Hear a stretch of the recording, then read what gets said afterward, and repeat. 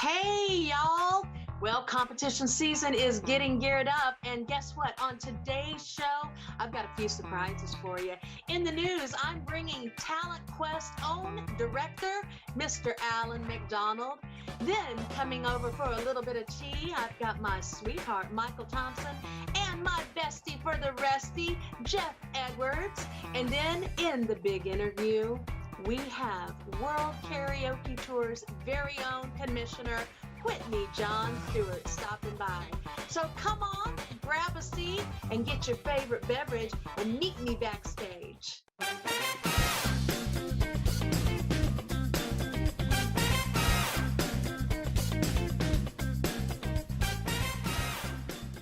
Well, howdy, howdy, howdy. How is everybody doing?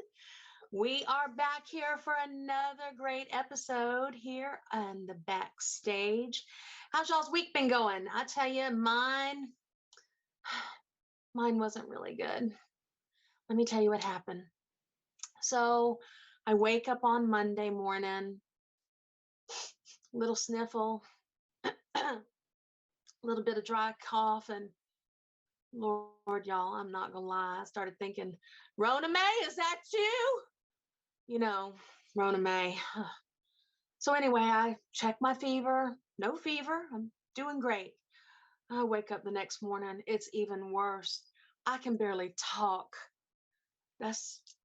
Actually, Michael, Mr. Smarty Britches, when I told him that, he said, thank you. It's a Christmas miracle. Anyway, so I set it up.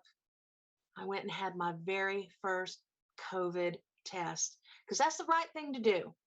Now, if you're feeling the symptoms and you're just not sure, you got to go get checked because we are in the middle of competition season and we are state directors and we've got a qualifier coming up on Saturday. So I got to make sure that I'm okay or I'm going to have to cancel all of this stuff. So anyway, I go in for that COVID test and I sit down and she hands me the kit. What? I didn't know what to do. So I'm up there trying to swirl this thing around, and then I'm trying to hand it to her, and she's shaking her. No, she wants me to take the same one that's already been swirled, and it didn't look pretty, I might say. I won't go in details, and I swirled it again. Then they had me go sit in my car, and y'all, everybody in the parking lot is looking at me, and everybody's parking far away from me. Like, I'm not sure yet, y'all. But then I got the phone call, and I was negative. Oh, thank goodness. But I'm going to tell you what, that was scary. Waiting for that just to know, was I positive, was I negative? So trying to get on the list to get the shot, get all that done. So that was my week. Crazy, right? Yeah, crazy. But I'm telling you what, I made it through, made it to our qualifier and our top three, and we're moving on. So if you've got some interesting COVID testing stories, I'd like to hear about it because I'm going to tell you what, that's not what I was expecting. I didn't know that I did it myself. I mean, come on, I'm not trained to do that. Anyway, you know what? Y'all need to stop hearing about Corona May. Let's get to the news. Come on. And here we are today with some exciting news about Talent Quest. And I just figured who better than to get all the ins and outs and all the major bullet points of this amazing competition than the man himself, the head honcho over at Talent Quest, Mr. Allan Macdonald. How are you doing, Allan? I'm doing wonderful, Sissy. Thank you for having me on today. Oh, I'm so thrilled that you decided to come on board with me today. I'm excited. You know, Talent Quest was the very first competition that I was ever involved in. And I know that you know this back in 2015. And I came on board with you guys with Team Florida, and it was just a great experience. And I just love the organization. And you guys are celebrating the 20th anniversary. Michael and I are thrilled to be a part. We are your Ohio State directors. And what I just wanted you to do is kind of give everybody that's interested, that's returning, or people that have never even heard of Talent Quest, just an eye view of exactly how to get involved and what to expect when they arrive in Laughlin. Oh, well, that's a lot to include in there, but okay. So Talent Quest, yes, we are the 20th anniversary, and we can honestly say we are the longest running karaoke contest in the world. We've been doing it for 20 years, it should be 21 straight, but of course, COVID, we had to postpone last year. But Right. Talent Quest, we have venues all over the states. Right now, Ohio, your area, you started up Ohio, and we've got Arkansas coming on. We have uh, Alabama, Oklahoma starting up, Florida's already started, Texas, Utah, South Dakota, North Dakota. All these are coming on right away now that COVID is done. So you can go to our Facebook site it's called the official Talent Quest webpage or fan page, sorry. Or you can go to our Talent Quest International Karaoke Contest, also on Facebook. Or you can go to our website, our brand new website uh, at talentquest.org, and check out, see where it is. All our venues that are coming on will be there. The times, the dates, everything should be there under events. And you just go, you qualify each night. Sometimes it's different. The top three will move on, the top one will move on, and they go on to the state finals, at which point then your top winner gets airfare, hotel, and entry into the international finals in Laughlin, Nevada. And what is it, October 10th to 17th this year. And so Yes, yes. it's a fun time. If you go and you compete, you don't make it that night, go the next night. Everybody always has a bad night once in a while. So don't ever get dejected that you didn't make the top three one night, because you come back the next week and you make it, first place that night. So it's Well, just, let me ask you something, Alan. What about those people that are just so busy, or for whatever reason they don't have time to try and qualify? I understand that you guys have an amazing self-sponsor program that people can just head on out to Laughlin and be a part of the show. Is that correct? that is correct. Yeah. Everybody's schedule is so busy that we do allow self-sponsors to come in, and it's the same price as contestants coming in. It's no more expensive, but it's the exact same. And this way, because we're all busy. Sometimes you don't have the time to give up a day or a weekend for, finals kind of deal. So we give them that opportunity because we want them to get out there. We want them to show their voice to the world, basically, is what we want. What are we looking at as far as cost? And tell them a little bit about the location. It's about 80, 90 miles outside of Nevada at the Tropicana in Laughlin. So fill them in on cost, the genres, and a little bit about the hotel. Okay, yeah, we will be having it at the Tropicana, which we've had it there 19 of the 20 years for this contest. We've had it there for 19 of the 20 years. It's a Tropicana Laughlin. We've been there. They've got a great stage. It's not a lounge stage. It is a setting stage, where the big bands go in. We want you up there because we want to scare you. We want you to see you perform on this big stage with lights in your face. And if you can perform on that, you can perform anywhere you want. You really can. But so it's 90 miles south of Laughlin, and there's just on the Colorado River. There's lots to do down there. On your days off, the way that we set it up is the guys sing one day, the girls sing one day, then they do it again Wednesday, Thursday. Then we cut down to the top 20 Friday, and then Saturday morning we cut down to the top 10, and then the top 5 Saturday night. We put on a full-blown production show, and it's just a great time during the week. You're going to meet friends and family that you're going to have for life, because everybody has a great time out there, and that's our goal. Is we want everybody to have a good time out there.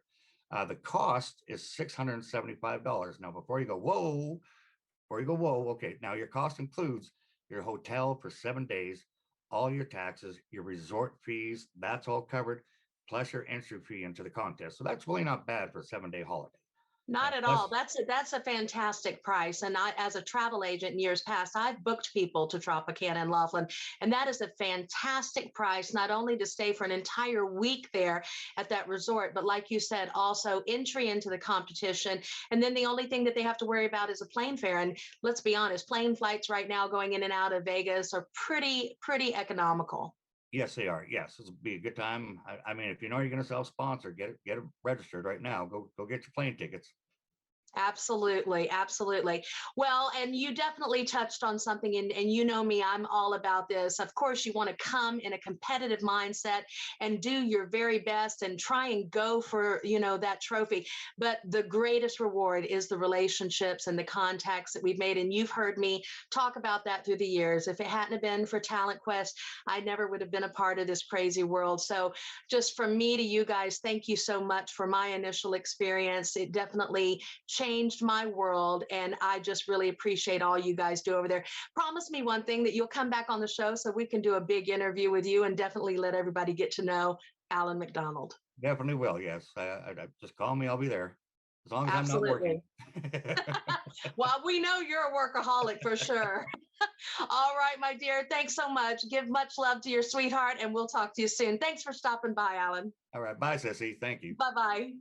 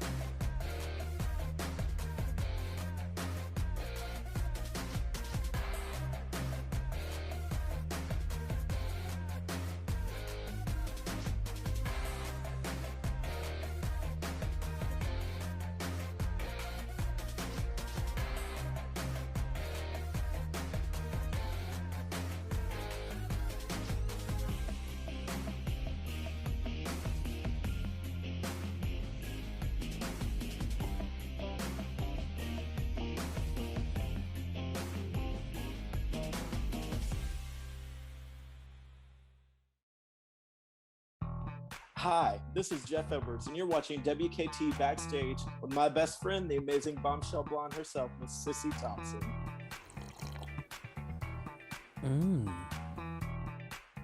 Here we are to sip a little tea with Sissi. You know, we've told you a little bit about Talent Quest, and this is the beginning of competition season for everybody. And you know what?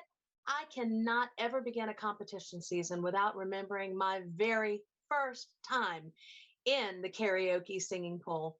And I met this person, and he just completely brightened my heart. I love him so much. He's the best of the besties. I'm going to have a little tea with Mr. Jeff Edwards. How are you doing, honey? I'm great. How are you? I'm doing great. And you know, when I think about my very first year in the world of karaoke competitions, I couldn't sip a little tea with my Jeffrey without bringing my biggest trophy that I've ever won at any competition, my sweetheart. Give it up for Michael Thompson. Hi, honey. Hey, darling. How are you? I'm doing well. I'm ready. Well, you know, as we begin competition season, everybody has got their mindset on learning new songs, getting all of the words memorized. And in this virtual world that we're in, people are learning about new technology. With Talent Quest, though, we definitely have a goal, Laughlin, Nevada. And so I know that everybody is getting their eyes set on winning. But, you know, one thing that I've always said to all of our teams that we've ever worked with is don't forget to enjoy the journey. And Jeffrey, you definitely were one of the most important parts of my journey. Do you remember the day that we met? The night, you mean? That's right. Yes. I do. It was at Talent Quest, Florida. Yep. And I remember we were instantly connected, like I had known him all my life. And then I got to hear him sing, and I was just completely blown away. And then I think it was the next day that you asked me to help you with a hairpiece, like a extension, right? Oh, the infamous extension. How could we forget? What song was that for? Wrecking Ball. I which remember. I bombed completely in that competition. However, the next year when I was invited as a guest performer to KWC Worlds in Canada, Vancouver, I believe it was, I brought it back and got a standing ovation when I sang it. So I believe it. I love that song when you do it. I absolutely love it. And however, I had practiced that time. I loved it the very first time that I saw it. But then from Talent Quest, then I went on and met Trevor and went into KWC. And I was like, you have to do this. And we ended up going through it. We both won for the state of Florida, you and I. Yep. And then we took off to the first flight that I had had in years. You remember that flight that we took? Little Rock, Arkansas. Oh my gosh. And the Well, turbulence first was I awful. think it was to Dallas first, and then to Little Rock. It Was it Dallas? Yeah. Yes, it was. And then definitely. to Little Rock. And then And that's the right. turbulence We was caught a so connection bad. to Little Rock. Man, we met some great people that year. Remember Kat and Of just, course. I mean, so many amazing people, and So it many started people. our journey. That's where, I mean, that's where we met Chastity and so many others as well. So Parnell, Anthony, yeah, everybody. Anthony, And Miriam, a lot of different ones. yes, Miriam, everybody. I remember the first Brian time I ever Scott. saw. That's where we met Brian Scott for the first time. Yeah, everybody. First time I met Whitney. And Yeah. I mean, here we are. I mean, it's absolutely crazy. And then we heard Michael singing. Remember that? Yes, the cowboy, of course. How could And I do you remember forget? what we said? Yes, I do remember. We made a bet. And all I'm going to say is, I think I won. And that's She probably the definitely only bet. won. I definitely won. Honey, She I won that remember. bet, and I won the competition. That's right. And we off to Singapore he went, and actually Yeah. silver medalist, and just will always be my world champ, Yeah. always. And I know that, we met Michael, and the first time I heard Michael sing, he Yes. was singing. What were you singing, honey? I Believe by Brooks and Dunn. Yes, I remember that. And he said that he saw me before I saw him when we were in that ballroom. Remember, we had to sign up and make sure our songs were right. And we met everybody, and I was blown away by the amount of people that were in that room. Oh, Yes. indeed. But I didn't see you. Michael said he saw us. And what'd you say, Michael? I'm 6'3" and almost 10 pounds. How do you miss me? We didn't see you. Maybe we were a little bit self-absorbed at the moment. Who knows? That could be. I actually pointed you out to Team Ohio, and I said she's going to be a problem. I didn't know how right it was. Well, I wanted to bring you guys on, and I wanted each of you, to give all these people that are competing. There's a lot of new people coming on board this year that have never competed. Jeffrey, if you had any advice that you could give to anybody starting out the competition season this year, what would you say to them? And especially emphasizing on just the impact that making these friendships has meant to you. Yeah, I think you should make yourself vulnerable. I mean, to meeting new people and embracing new experiences, of course, because honestly, when I did KWC, when I met you, um, that competition, I wasn't even going to do it. I signed up the night before it started and just did it on a whim. And then, but also persevere and do what you have to, because on the way to Little Rock when we went that year, I got so sick. But I just kept performing, putting my best foot out there. And really, you should just make a plan to leave everything you have on stage anytime you take a stage. And also, one of my biggest, you need to embrace relationships with people, because some of the best friends I've ever met were through these competitions. And that's how it becomes more like a family, which it is now. I have so many family members all over the world now through these competitions that I've met and was able to experience and build relationships with.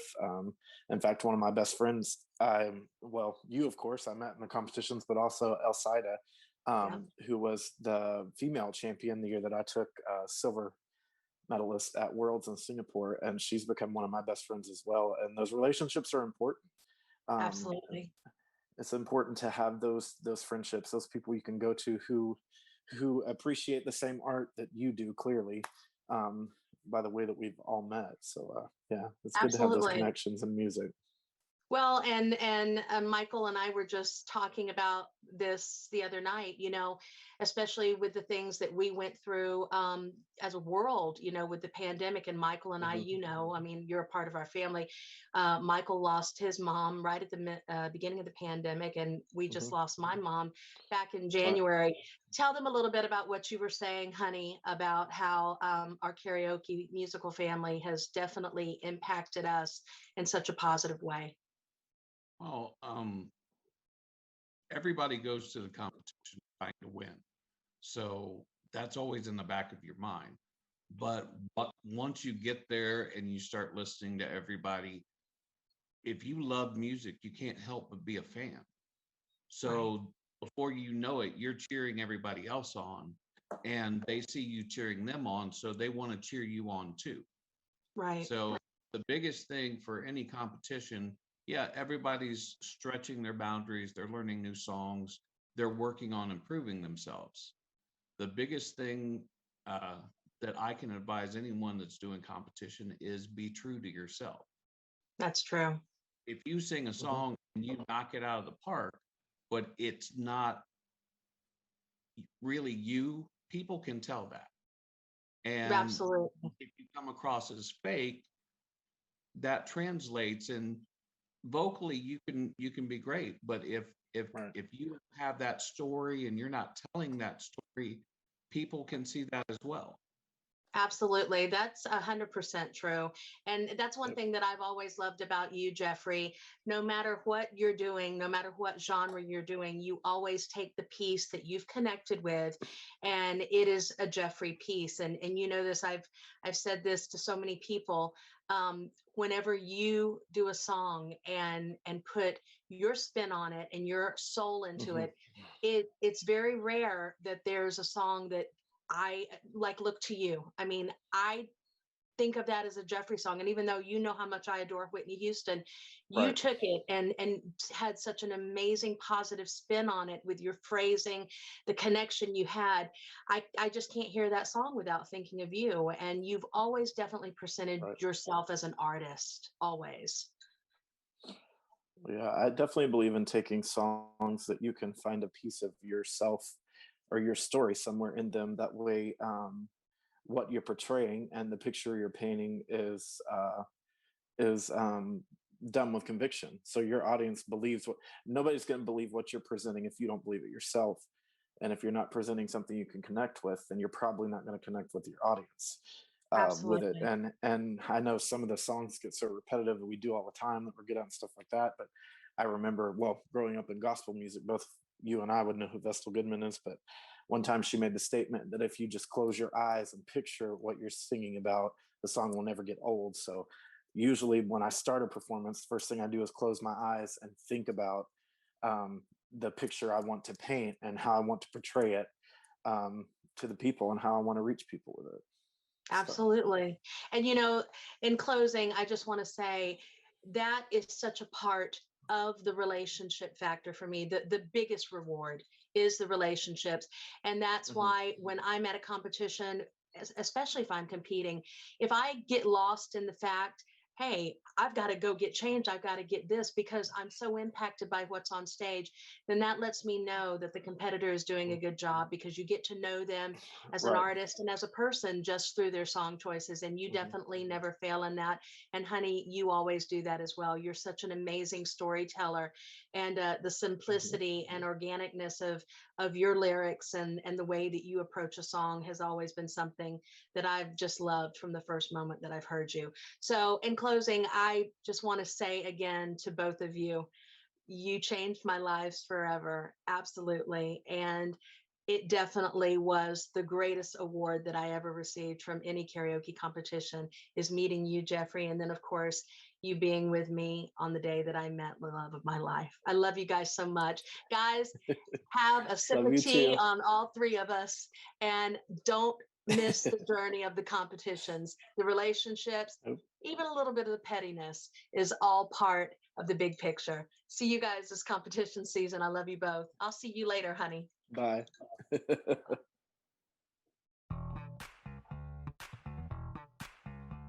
Well, hey, y'all, it is Sissi Thompson here, your host of Backstage. And I tell you, I am really excited to drop a little tidbit of information to you.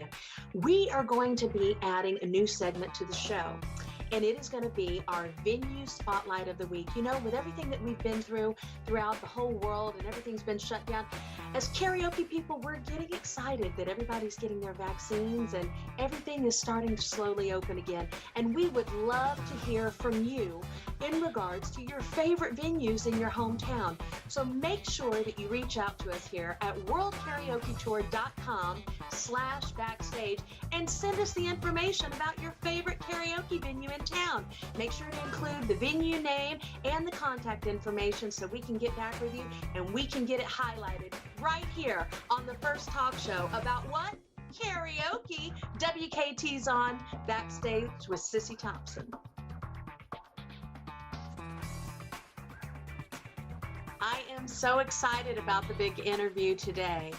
You know, over the last couple weeks in choosing my guests that I wanted to have on, I've wanted to bring people that have meant something to me in my journey, people that have an exciting story. And I got to thinking about this person. And over this past year, especially, working behind the scenes with him through all of his creative stuff, learning from him, I found out a lot of stuff that I didn't know about him. And so I wanted him to bring him on here so you guys could kind of delve into a little bit of the backstory of the one and the only WKT's own commissioner, Mr. Whitney-John Stuart. How are you doing, Whitney? I'm doing good, Sissy. I'm very happy to be on the show, even though I've been on the show several times, but not in this capacity. So I'm looking forward to your probing questions and me trying to avoid as many of them as possible. Well, like I said, you know, in spending a lot of time with you guys behind the scenes, I got to know a lot about you that I didn't know before. You know, you and I met in Little Rock, Arkansas in 2015 when I was there competing with Team Florida in the Karaoke World Championship. And we became friends instantly and have always kept in touch, but especially in this last year when you guys asked me to come on board to compete for Masters. And then we began doing some production stuff. I learned some pretty interesting things about you from some stories that you have shared. And as the person that's kind of at the helm of all things World Karaoke Tour related, I felt that it was time for all of us to know. I was very impressed by some of the stuff. So if you don't mind, I would love, first of all, for you to start out and give us a little bit of history. What sparked your interest to be a part of the world of music, even as a young guy? Well, the world of music, that's an even longer story. Karaoke is about probably 12 or 13 years, but music for me goes back a very, very long way. I remember a very vivid memory when I was 4 years old, standing in the front seat of my dad's El Dorado, and it was a beautiful car. This was mid to late 70s at the time, and it was gold. He had a gold El Dorado, so that's okay. tells you a little something. Stop. I have to tell you something. Interrupt you right here. Yeah, please go. If any of my family is going to be listening to this, they're going to go, "Oh my gosh, my dad had a gold El Dorado." No, he did not. Yes, and he purchased it in 1977, the month after Elvis died. And it was that gold, 70s gold, plush seats. I mean, the back seat, I remember specifically thinking, this feels like living room furniture. Did he have the sunroof? Yes. Then your dad and my dad had the same car. I guarantee they had the same car. So what were you doing standing up on the seat? I vividly, this is one of the very first like cogent memories I remember, is me standing in the front seat, and he had the sunroof open, and I sticking my head out, and I vividly remember singing to Elton John's Greatest Hits, and it was on 8-track at the time. There was an 8-track cassette player in the El Dorado. For those of you who don't know what an 8-track is, please Google that, and you'll see just how old we all are. We'd have to drive around the block because it was sectioned in 4 sections, an 8-track tape, remember? Yes. So if you wanted to hear a song, you just had to keep driving. That's right. Absolutely right. But I like Elton John was instilled into me from an extremely young age. Elton John and Billy Joel. The Stranger from Billy Joel and Elton John's greatest hits, but obviously I got to learn a lot more about him growing up. Became my two influences in terms of my musical ear, and I can't think of two better musicians than Elton John and Billy Joel to kind of have your baseline as enjoying music, and that's really is what started my musical ear. And I knew from an extremely young age that I wanted to be in the music business. It was just, that's it. This is what I wanted to do. I mean, I tried little things. Like I played tennis. My brother was an extremely amazingly talented tennis player. He won 7 national titles for Canada. Went on to a pretty decent pro career before his shoulder got injured and he had to retire. But he then became a coach and then moved on to some amazing stuff later on. But I knew from a very young age that music was my path. And it was weird the way that it all worked out. I started singing probably when I was about 7 or 8, with the BC Boys Choir. I live in Vancouver, British Columbia, Canada. And I sang with the BC Boys Choir from the time I was 8 till the time I was 16. I got to learn so much about classical music, choral music, and really started to learn how to sing. I know I love to sing, but I didn't know how to sing. And the BC Boys Choir really taught me that foundation of how to sing and use your diaphragm and really belt those notes out. And it built me from the ground up as a pretty well-rounded singer and performer. By the time I was 12, I got to go on European tours with the choir. So I would take my summers were spent overseas. Like I spent time in Germany, in Holland, in the UK. I got a musical vocabulary and an understanding of the world from an extremely young age. And music literally gave all that to me. So by the time I was 16 and I had the opportunity to, go into high school and I started to do musical theater, then I fell in love with that. I got to go to New York for a cup of coffee and do some stuff there. I came back home. All while that was going on, I really had this desire to be in a rock band because I was, 17, 18, and I really wanted to be in a rock band because girls dig rock singers. So I did that. And I was lucky enough. I actually got signed at a very young age, pretty much right out of high school. I got signed to a record label, and my band got to tour, and we did an album and all that stuff. I don't think you can find it online. I'll send you some tracks. It's okay. It's not the greatest. It was the 90s. So just think of like 90s grunge meets this cherubic face. It was okay. That's great though. Yeah, no, it was good. And I got to really experience, probably by the time I was 25, I got to experience classical music, musical theater. I actually did a season of Vancouver Opera as well, because I took my classical and I turned it to opera, and rock singing. So I literally hit all these different genres by the time I was 25, and I got to sing for a lot of people around the world. So it really laid this foundation of knowledge that I really wanted to use.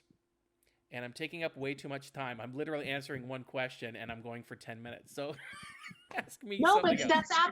That's absolutely perfect though, because that's what was so, when you and I began talking about this, especially through Keep On Singing, and we would be discussing, different technical stuff. And I mean, you had such a great knowledge of classical and, technical stuff. And you began to explain your foundation and your journey. I use that word a lot, but it's so apropos here. Your journey from as a young child going through the choir and all of the stuff and the genres. I mean, it's amazing the experience that you had already belted by the time you were 25, and we haven't even began to touch on where your gift for promoting began. And that's what, I mean, we've all been privy to, is to see how well you promote, how well you work on the other side. of the lens, if you will, just with such perfection. So tell us a little bit about how you went from all of that, the performing, to getting into the creating and the promoting. It's something that I really always liked to do. Even when I was in high school, I would promote Battle of the Bands in high school. Like I'd find other high school bands and my band, and we'd put on mini concerts, whether it's just for the school or for the school district or for the city or whatever. It's just something that I really love to do, is to take like-minded people and put them in a room and then bring fans in and make it happen. I always equated to an artist with a canvas, with a blank canvas, and then from that blank canvas you can create anything you want and then give it to the world. I think of Absolutely. promoting and producing that same way. I like to create things. I like to look at a blank screen and then I just start typing and I think, what can I create today? And then you try and find like-minded people to share your vision and put it into the world. And it, sometimes it works, sometimes it doesn't work. I've failed as much as I've won. I've done a lot of things in my life that haven't succeeded, and I've done things in my life that have. I just tend to think that as long as you continue to create and you continue to bring like-minded people together, the sky's the limit. The reason why we're all together here in this stage right now, in Backstage, is I answered a karaoke ad on Craigslist about, I want to say 13 years ago now, for a host to do a one-night hosting gig in downtown Vancouver. I live about 20 minutes outside of town. And I've been to karaoke shows, but I never really hosted one. I knew a lot of the hosts in town, but never hosted. But I'm like, I know what I'm doing. I can, I have to get the gift of gab. So I literally borrowed a friend's rig and I said, yeah, I can do one night. I went down to the bar, and by the end of the night, the general manager said, I want to hire you one night a week to do this show. By the second week, he offered me 3 nights a week. By the end of 6 weeks, unfortunately, that guy lost his job, but the owner of the place said, would you like his job? And I literally became that guy where I was programming 5 nights a week of karaoke and 2 nights a week of live music. So it was literally all my 2 favorite things that I really like to do, entertain and sing, put together with some live music as well. And that's what started the entire karaoke part of my life. It's really just that weird. one step. Yeah, it's really weird how things kind of come together. And it is true. Yeah. It's one step in many of such a large path that you took. And I love the way that you utilize the example of being creative and almost like a painting. And it's so true. In creations, there's just as many failures, if not more, as successes. But when you do create a success, it's a beautiful painting. It's just using a different medium, a different art form. And one of the things that, when you and I have come back together over the last year, that drew me to you, Michael and I have talked about it so much, is like us, you love to give back. Michael and I both being competitors, and we're looking forward to competing again this summer at TQ. But our greatest joy truly is the coaching, working as directors, through WKT and Talent Quest, and when we were with KWC, and mentoring these people and helping create a great experience for them. And you do that so well. And I think that's been definitely one of the things that's connected Michael and I to you, is you definitely have a heart for people, almost a servant's heart, if you will. And you definitely came through for all of us throughout the pandemic. I wanted you to briefly talk about this last virtual year and how hard it's been for you as the commissioner to keep the stage lit? It has been difficult. I mean, WKT kind of birthed into existence because I left KWC. I was involved with KWC from 2012 to 2016. I was actually the Canadian national champion in 2016. I got to go to Finland and compete for Canada there, and I met all these wonderful people from around the world. The next year in 2013, I came back and I became the Canadian director for all of KWC Canada, and I did that for a year. Built a really solid foundation of live venues across the country. 2014, we were in Sweden. I took on the United States, so I became the KWC North American director, and I did that for 2 years. And I just learned all this knowledge about the karaoke business and the live karaoke business, being in those bars, trying to find these singers. And so much so that, I put my money where my mouth was, and I brought the actual KWC World Championships to Vancouver in 2016. It's the only time in the 19-year history of KWC that it's come to North America, and it hasn't been back since. So I really put my money where my mouth was, and I said, I want to bring this event to North America. Now, I might have had, a falling out with KWC, but that's okay. That's business. But I still wanted to continue on with my love affair with what was going on with competitive singing. That's how WKT was born. And I also wanted to bring a sporting feel to it, a sporting aspect, which, was prevalent throughout my childhood with my brother in tennis. And we also did snooker and billiards as well. So I really wanted to bring a sporting feel to what we were doing with competitive singing. So when we started in 2018, we actually started online, and we did these weekly genre challenges. So like we would do an 80s battle or a 90s battle, and we built that way because I didn't really feel like I wanted to go the live route, but I missed it so much. And so we did our live World Championship final at the Esports Arena in Las Vegas. It was great. We had a super fun time, and I missed that live aspect to it. So 2019, we said, we're going live. We're going to make this happen. We're going back into the bars. And again, we had a very successful year. Really enjoyed it. We did our World Championships back in Vegas in 2019. We introduced our belts, our World Championship belt and our North American belts. Everyone's been going crazy for that stuff. It really brings another thing of boxing and pro wrestling, two things I really enjoy, into the mix of competitive singing. And we're like, 2020, we're going to make this bigger and better. And we had international partners we're bringing on board. And then the pandemic hits. And we had to shut everything down. So going back to the virtual stage was something we did. We did it previously in 2018, but not to this extent of really trying to figure out how to connect with people and give something that A, they can feel comfortable with, but B, also entertain as well. Right. So I literally took months out of my time to learn how this virtual stage works. And it took a while, but I think we got to a point by the end of 2020, we did our team championship, we did NAO, North American Open, and we did our World Championship all online.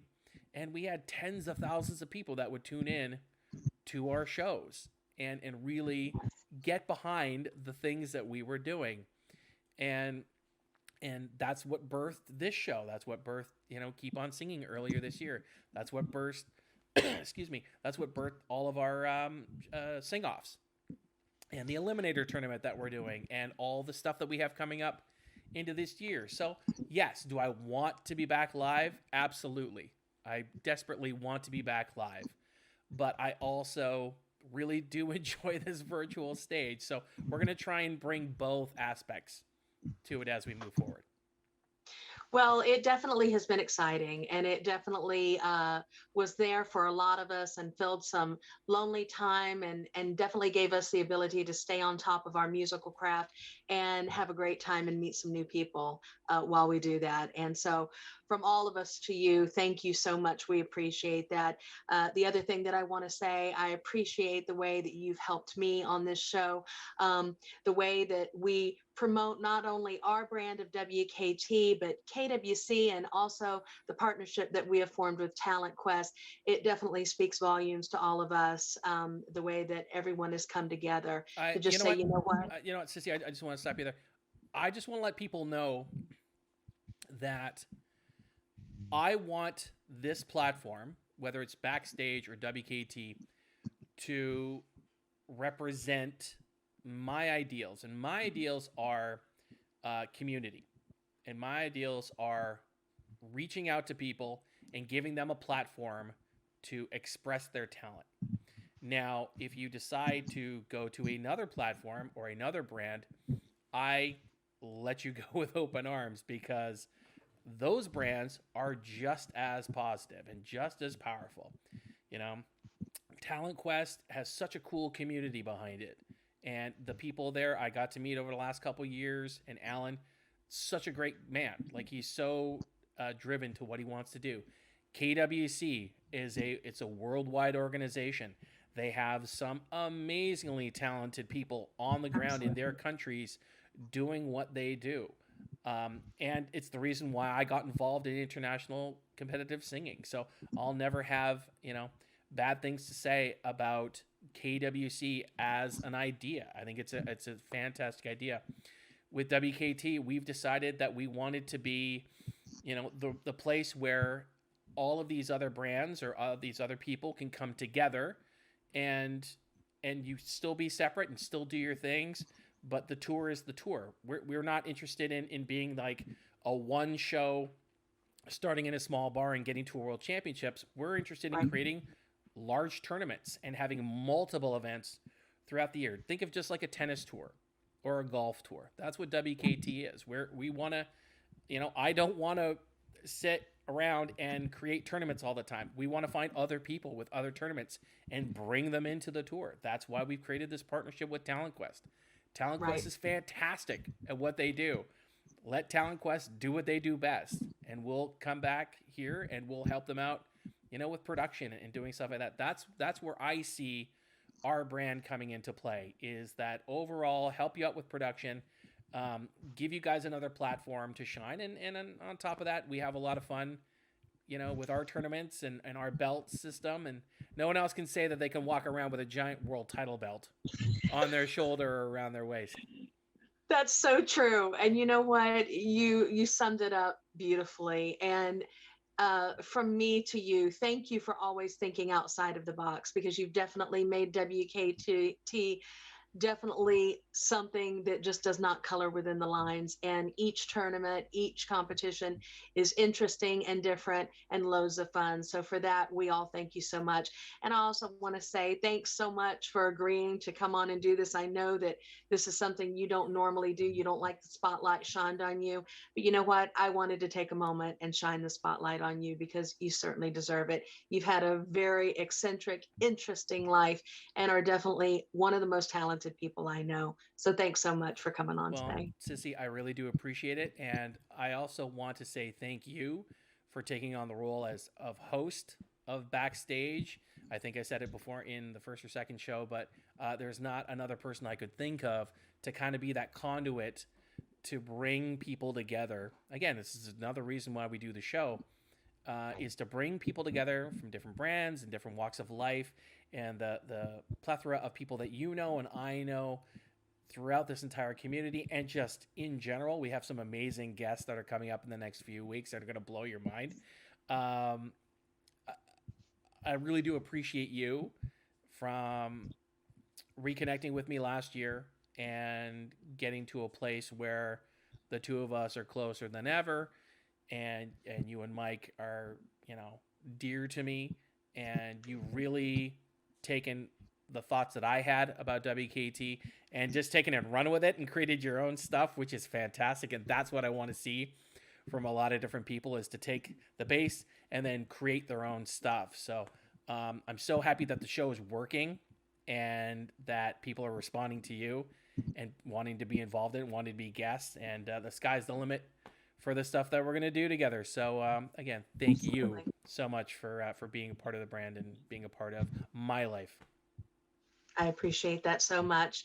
Again, guys, give it up for Mr. Whitney-John Stuart, WKT's own commissioner.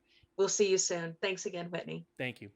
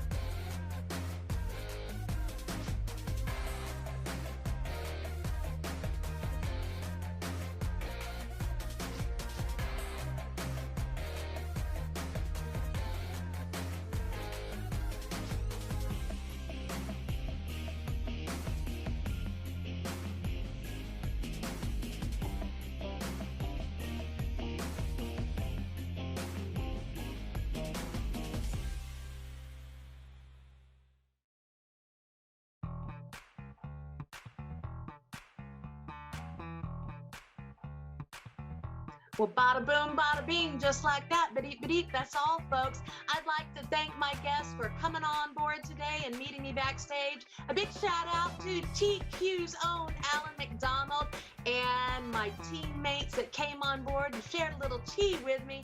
My sweetheart, Michael Thompson, and my best friend, Mr. Jeff Edwards. And of course, couldn't have done any of this without my big interview, our very own WKT Commissioner, Mr. Whitney-John Stuart.